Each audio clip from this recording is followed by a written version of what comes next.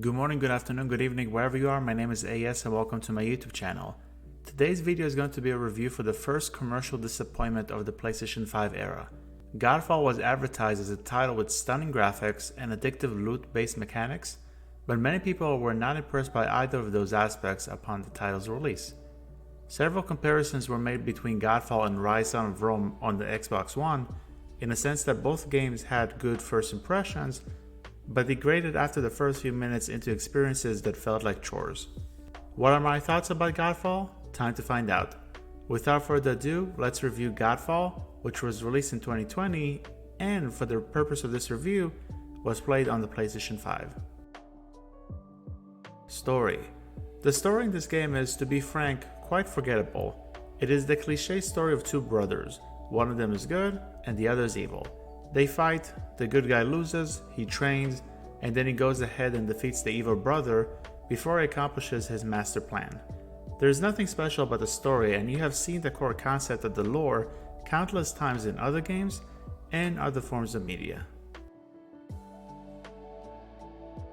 Visuals and audio design. As I stated at the beginning of this review, one of Godfall's biggest selling points pre-launch was its graphical fidelity. I can attest to the impressive visuals. The character designs and environments look great, and the animations are solid. Each weapon is also uniquely crafted, and unlike Marvel's Avengers, equipping different weapons actually differentiate themselves from each other. If two Warhammers look different in the character menu, they will look different while you traverse the game's world. My main issue is the lighting. It will please you at first, but then it becomes a nuisance because most of the game's architecture is colored in a variation of yellow, and the lighting can create a blinding effect during most of your time in the environments.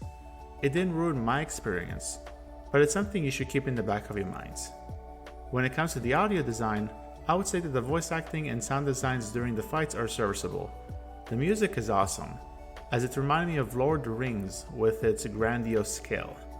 I had no specific issues with Godfall's audio design. Gameplay. At first, I wanted to compare Godfall's gameplay to Diablo's. However, I think that Diablo excels in this department due to the different classes and the more immersive endgame. Instead, I will say the following. Godfall resembles a more linear God of War 2018 experience with a bigger emphasis on looting weapons and different equipment. Let's be a bit more specific and start our focus on the campaign. As you experience the story, you follow the same routine. Complete a couple of missions, reach an obstacle that requires a certain number of items, grind for those items, fight the main boss of one of the three worlds, participate in a mini horde mode, and continue with the next world. The campaign will take about 6 to 8 hours, and you have the option to change the title's difficulty setting, even though it doesn't impact the frequency in which you receive high-end loot. After the story, you will commence the end game content. There are two options. The first option is completing Dream Stones, which allow you to replay older missions with the higher difficulty setting and better chances at better loot.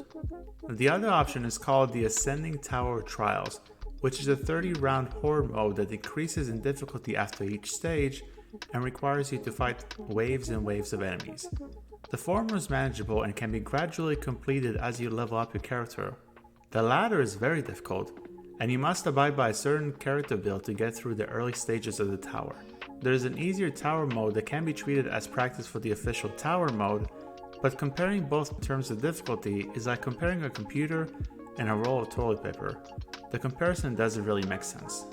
I am a massive fan of loot-based games, as long as I enjoy the gameplay. Thankfully, I didn't have a bad time with Godfall, and I'm currently working towards building my character to partake in the Ascended Tower of Trials. Nevertheless, there are certain gameplay mechanics that may deter you from investing as much time as I have over the past several days.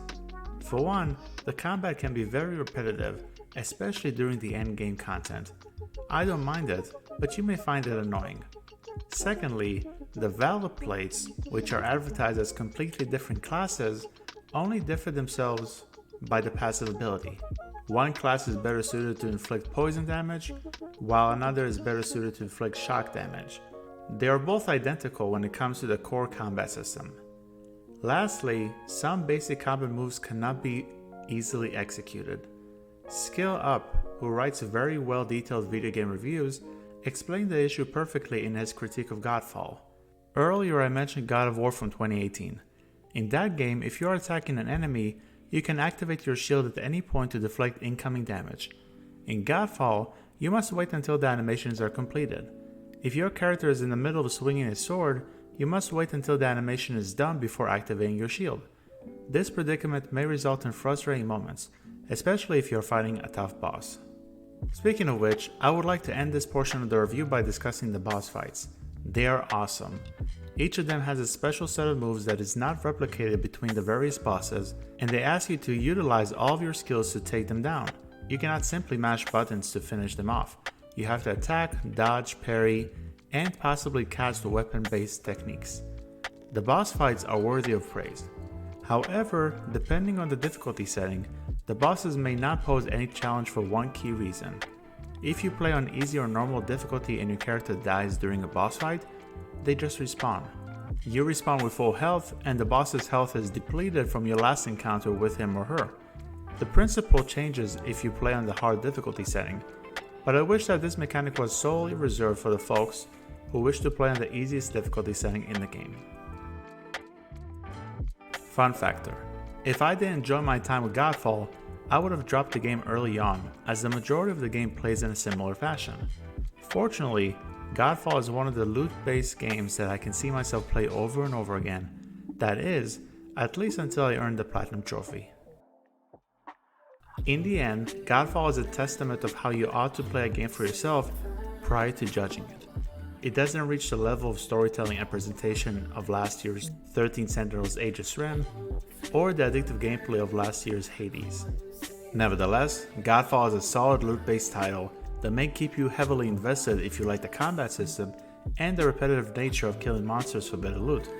I wouldn't recommend the game for the full $70 price tag, but a $30 price tag would be an absolute steal. I will give Godfall from 2020 an 8 out of 10.